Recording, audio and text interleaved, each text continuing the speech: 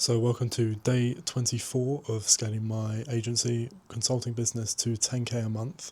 As you can see from today in the background, from the thumbnail, and from yesterday's video, I've been here basically in my hometown for a couple of days now. Just basically had some time free away from the work schedule at my part time job, so I thought, okay, it's literally to get on the train, it's like 3 hours for me to get here, which I guess is a long time, but not really when the majority of that time I'm able to be on my laptop or on my phone, especially the part from London to Leamington or vice versa. It's actually incredibly good with the trains there and with being able to have internet access and be on your laptop at a desk because they have a lot of those. So yeah, that's really good. And I'll be going back up to Leamington tomorrow because I've got a work meeting, so you'll see that kind of journey as well. Yeah, basically, as I've kind of explained yesterday, I've been here to try and refresh, try and get out of my own head basically and find the unlock.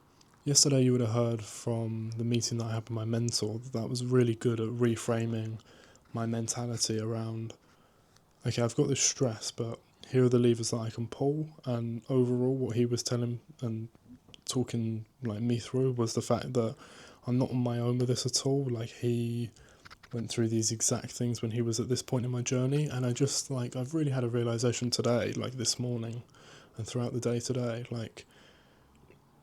at what point did I think this is going to be easy? And it kind of takes me back to that Chris Williamson quote, on one of his, he has many of them, but obviously he would have said it in a podcast episode at some point, and people make edits of it. But it's basically him saying, "What? So you thought it wasn't going to be hard? For me, for example, the goal that I've set myself is to do something that I've never kind of seen before in my close friends or family or anything. You kind of hear about, obviously people are rich and people earn a lot of money online and things, but you never see it that directly. And so I think I kind of lost perspective of that, about the fact that at the end of the day my life is very stable at the base of it. I've got a part-time job that, to be honest, for my extended family, already from that job, if I was to rise the ranks at Audi and become a manager and etc over the next 10-15 years, that would be a fairly normal and successful life in their eyes. Obviously that's not what I want for myself, but I've already got that job and I've been able to get that far with it already, which is obviously really positive, really good. And then beyond that, I'm obviously working on my dream, I'm working on my business, and I'm able to, do loads of things. Already this year, I've gained 3 clients. I've been to Paris, I've been to Manchester, I've been to London. Technically, 3 times this year, because to get to Paris, I had to go there.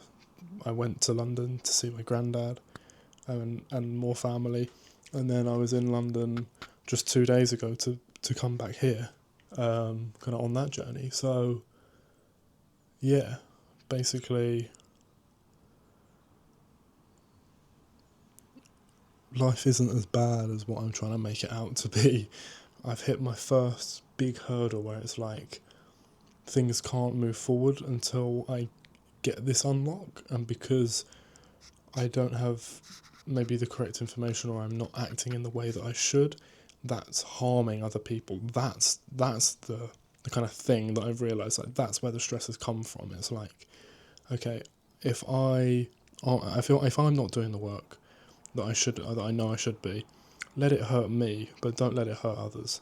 And I think that's where the stress has lied, and that's where the unlock is, basically, in terms of I can handle it if I'm kind of hurting myself and hurting my future prospects, but not if I'm hurting other, small business owners that are my clients that have given me money and I'm not able to perform for them.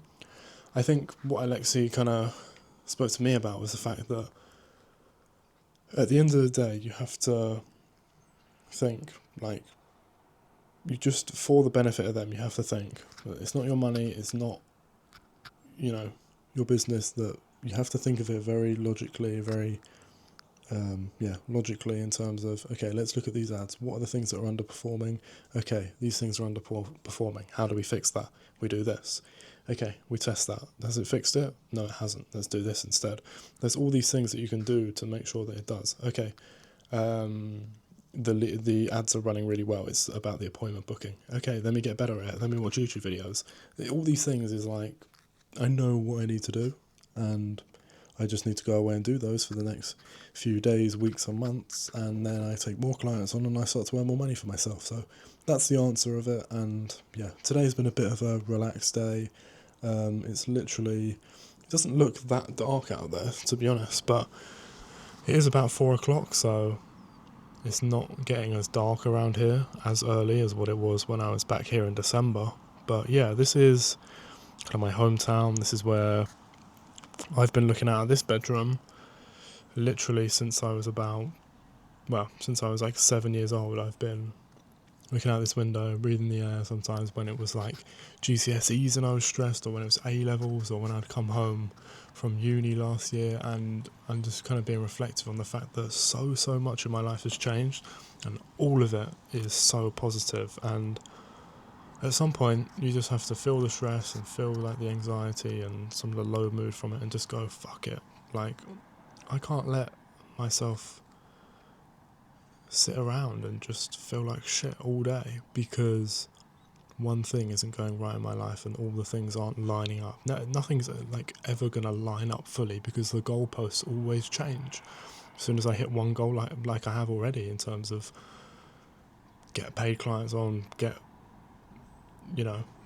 understand how to do ads in the first place, like quit uni to be able to work on your dream, like all these things, like these were goals of mine. And even in the past, in terms of how I've performed in my GCSEs, my A-levels, the process to get into uni, like I went to a really good one, and as soon as I got there I kind of hated it. So that kind of, I think that was like a very big paradigm shift for me in terms of, okay, like good things can happen to you, and sometimes if you're not careful enough in terms of how you react to that, like basically, like what I'm trying to say is that in the world in general, experience, like things without your experience attached to it is just completely neutral. Like the world as it is, if I turn around again, like all of this just obviously means nothing. Like the weather being the way it is, the sky being nice and blue, and the birds going across like that just a second ago, the traffic, all of that, none of it has any emotion, none of it has anything at all. But to me, because I've lived here since I was 7, all of this, and I'll watch this video back at some point as well, all of this means so much to me. I remember when this garden didn't look as immaculate as this, and when this extension below here, this wasn't always here. So it's just a case of things change,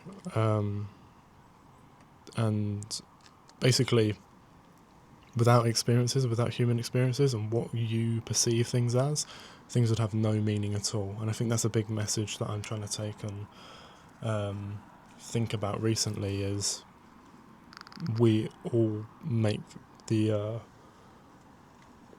add our own perspective and our own emotions onto events to make that experience. But for me and for some other person, they might be really loving it, I might be feeling really stressed by it, and ultimately, in a weird way, I could say that's two sides of myself in terms of, like, sometimes I'm like, yeah, fucking hell, like, I'm doing so well, and then other times it's like, nothing really objectively has changed, but all of a sudden you're incredibly stressed. And obviously this isn't a universal experience of, like, being human, but you can take control of it, and I'm trying to improve that. But yeah, that's been day 24 for you.